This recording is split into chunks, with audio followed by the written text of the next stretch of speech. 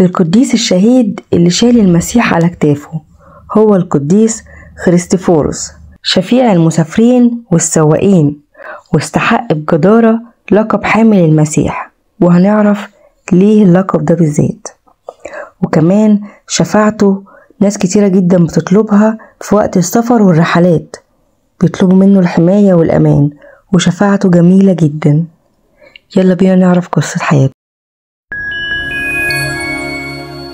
خريستوفوروس اتولد باسم روبريبس أو أوفيرو في سوريا حوالي سنة 250، يعني من زمان خالص. ومعنى اسم روبريبس يعني واحد ملوش قيمة، ومعنى اسم أوفيرو اتقال إنه الشيال أو الحامل. الراجل ده كان من نسل الكنعانيين، كان عملاق جدا كبير وجسمه مليان، ووشه وملامحه كانت تخوف شوية، فالإمبراطور اختاره علشان يكون من الحراس بتوعه، لأن كان جسمه كبير وكان كمان شهم. وبعد فترة بقى رئيس للحراس، وبترتيب إلهي عجيب أدرك أوفيرو قوة الصليب، وقعد يدور على طريقة عشان يلاقي بيها السيد المسيح. وفي الآخر راح لقى راهب ساكن لوحده في كهف محدش يعرفه، وراح كلمه عن الإيمان المسيحي. الراهب لما شاف قوته قال له تعالى اسكن جنب النهر وساعد الناس اللي عايزين يعدوا النهر ده، وده هيبسط المسيح، وهيجي يوم يا ابني ويعرف نفسه ليك بنفسه. فراح أوفيرو عمل زي ما الراهب قاله بالظبط، راح بنى لنفسه كوخ جنب النهر وقعد يساعد الناس اللي عايزين يعدوا، ووقتها حس بفرحة كبيرة جدا في حياته. وفي يوم من الأيام سمع صوت ولد بيناديله إن هو يعديه النهر، فراح قام أوفيرو فتح الباب ملقاش حد، فراح قال إيه يمكن كنت بحلم. وبعدين الحكاية دي اتكررت 3 مرات، وفي المرة الثالثة لقى فعلا طفل على الشاطئ طلب منه إن هو يعديه النهر، فعمل كده فعلا، بس النهر كان تقيل جدا وكان كأنه شايل الدنيا فوق كتافه.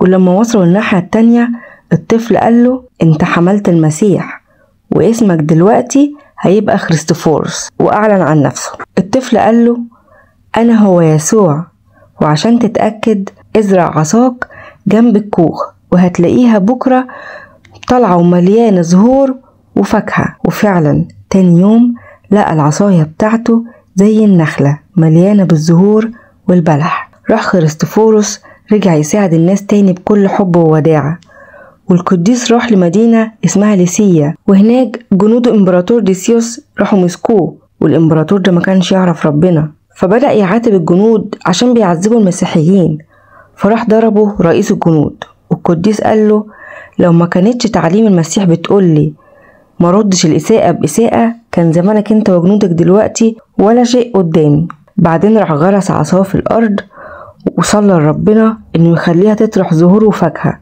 عشان إيمان الناس اللي حواليه، وفعلا حصل كده وآمن 8000 راجل.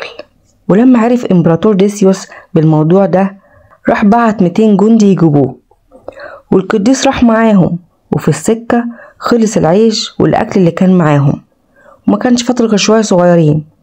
فراح القديس صلى وربنا بارك في الشوية الصغيرين دول وبقوا كتير جدا، والجنود أكلوا وأمنوا بالمسيح إله خريستوفوروس. وأول ما وصلوا لأنطاكيا اتعمدوا على إيد الأنبا بولا البطريرك. ولما وقف خريستوفوروس قدام ديسيوس الملك الإمبراطور اتخض من شكله، فحاول يكلمه بطريقة لطيفة ويخدعه ويبعده عن وشه. بعدين بعتله 2 ستات حلوين عشان يغروه ويعملوا الخطية معاه، بس هو وعظهم وأمنوا على إيده واعترفوا بالسيد المسيح قدام الملك. فراح الملك أمر بقطع راسهم، وكده نالوا إكليل الشهادة. أما القديس خريستوفوروس فراحوا طرحوه في قدر كبير جدا فوق نار متقدة، لكن النار ما لمستهوش بأذى، فكل الناس اللي كانت موجودة اتعجبوا جدا وأمنوا بالسيد المسيح. وبعدين في شوية جنود حاولوا يخرجوا القديس من القدر، فراح أمر بقطع رؤوسهم. وأخيرا راح أمر الملك إن يعلقوا في رقبة القديس حجر تقيل جدا ويترمي في جب، فراح انتشلوا ملاك الرب معافى سليما. ولما اتحير الملك فراح أمر بضربه بالسيف ونال إكليل الشهادة، والكنيسة بتعيد ليه بعيد استشهاده يوم 2 برمودا.